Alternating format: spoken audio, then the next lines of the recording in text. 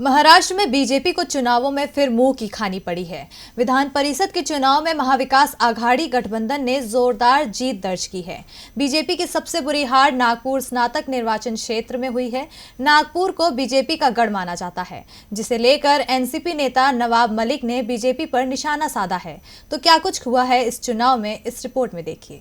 महाराष्ट्र में बीजेपी को विधान परिषद चुनाव में मुंह की खानी पड़ी है। विधान परिषद की 6 सीटों के लिए हुए चुनाव में बीजेपी सिर्फ एक सीट पर जीत दर्ज करने में कामयाब रही है।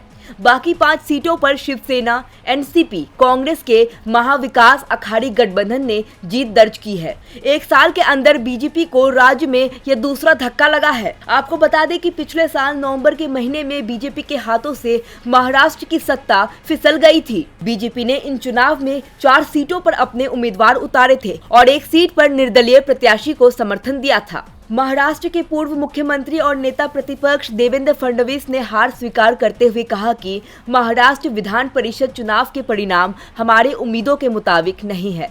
हम ज्यादा सीटों के उम्मीद करते थे, जबकि सिर्फ एक सीट पर जीत मिली है। हमसे तीनों पार्टियों की ताकत को आंकने में चूक हुई। बीजेपी की सबसे बुरी हार नागपुर स्नातक निर्वाचन क्षेत्र में हुई।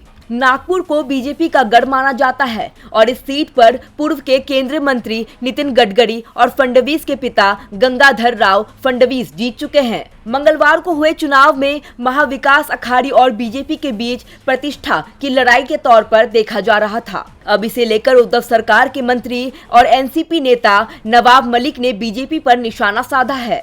कहा कि चुनाव परिणाम पिछले एक साल में महाविकास अघाड़ी के विकास कार्यों पर मुहर की तरह है। बीजेपी को सच्चाई स्वीकार करनी चाहिए।